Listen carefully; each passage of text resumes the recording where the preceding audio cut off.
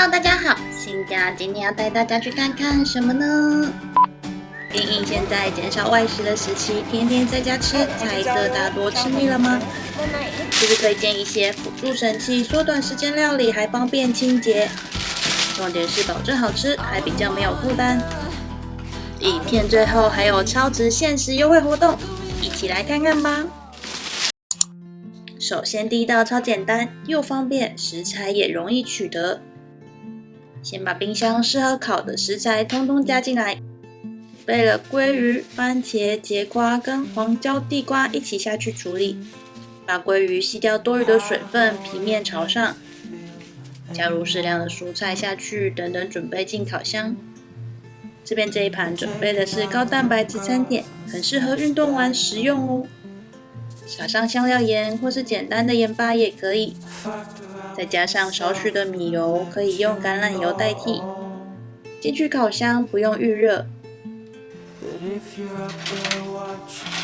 调整成对流模式200度，15到20分钟，依照鱼的大小。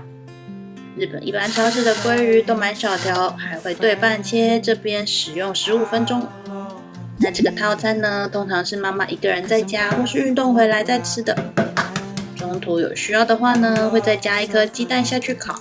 伊德利这个系列烤盘真的是超级加分，尤其是早餐身上不想要有油烟味，就可以用烤箱烤培根跟鸡蛋，超方便。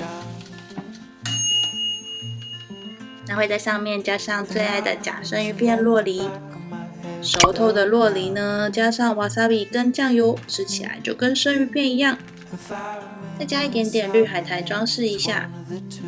如果还要有仪式感一点，可以再加个 cheese 球就完成。这个鸡蛋烤盘系列很快就降温，使用上超方便。因为是对流模式，完全不会有烤不均匀的问题。而且吃起来完全不干，把精华都锁在里面，超级 juicy。还有这个蛋烤盘，台湾上市后一定要买来试看看，完全不粘，超级方便。妈妈打开追剧模式，开始享用一个人的时光。那我就可以动啦。那早餐我们常常吃吐司，除了涂抹果酱、奶油以外呢，推荐一下不一样的吃法。先把厚片吐司对切后，中间开一个口袋，然后在口袋的里面挤2条红豆泥。这边使用的是这一款没有颗粒的红豆泥，意外的它不会过甜。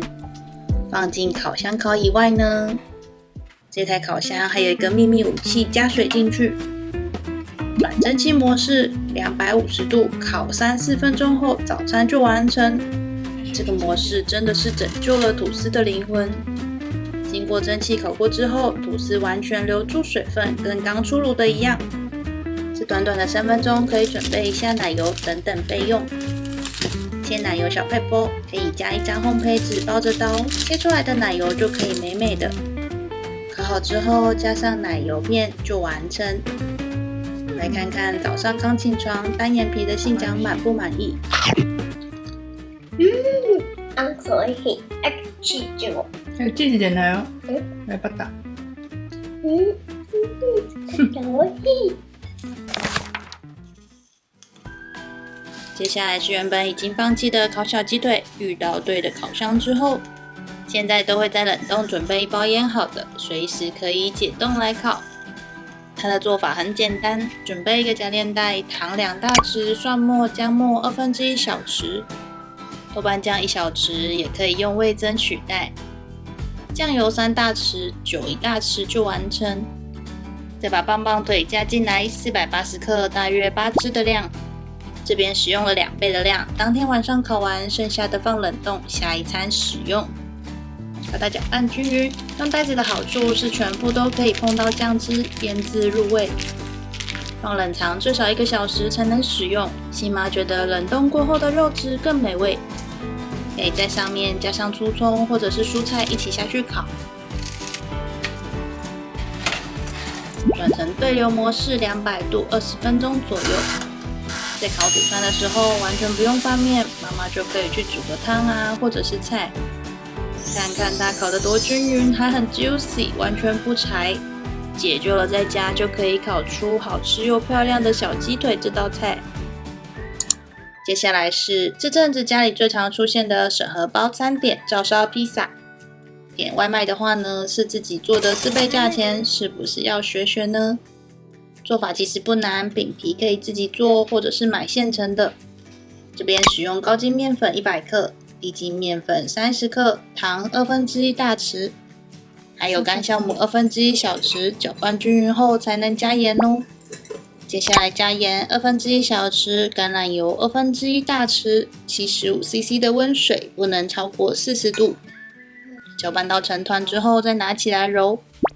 像洗衣服一样的压揉到光滑，如果太黏，可以加一点高筋面粉。大约揉15分钟，当练练手臂，瘦身一下。包上保鲜膜，发酵2倍大，大约1个小时。如果怕忘记大小，可以在保鲜膜上面标记一下原本的尺寸。等待它发酵的时间，就可以准备配料。油1大匙，洋葱半颗，鸡腿150克下去拌炒。鸡腿要切成50元硬币的大小，加上调味料味淋跟酒各1大匙，酱油1.5大匙，糖2小匙，开中火下去拌炒。要注意，一定要煮到像这样收汁稠稠的才算完成。再把它料跟汤汁分开装起来备用。等面团变成2倍大，在桌上跟面团上撒上一些高筋面粉。没有秘诀，就是要把它慢慢延展成一个大约25公分的圆形。移到烤盘上，稍微调整一下厚度。先淋上照烧鸡的酱汁，把它铺平。再均匀的放上配料，还有披萨用的起司60克，或是多一些，就可以直接进烤箱，不需要预热，对流模式220度10到15分钟。以前家里烤披萨总是会遇到饼皮底部烤过头硬邦邦的问题，但是用对流模式，它就不会只局限在上下两面，而是360度的对流烘烤，还锁水。最后加上日式美乃滋跟海苔，真的是无敌美味。虽然稍微花时间，但是烤出来的披萨真的超好吃。看看这个饼皮，轻轻松松就可以手撕，就算回烤也很美味，绝对要试看看的审核包照烧鸡披萨。那烤箱一定要出现甜点，这次研发脆脆焦糖布丁。先小火加热牛奶180克，快滚的时候就关火。糖30到35克，鸡蛋2颗，香草冰淇淋30克，也可以改成3滴香草液跟牛奶30克。先生、もういいですか？あと30分だね。30回？边搅拌边分次加入热好的鲜奶，把杂质滤掉，放进去可以烘烤的宜得利甜点杯，包上锡箔纸，减少避免不熟或者是干掉的情况。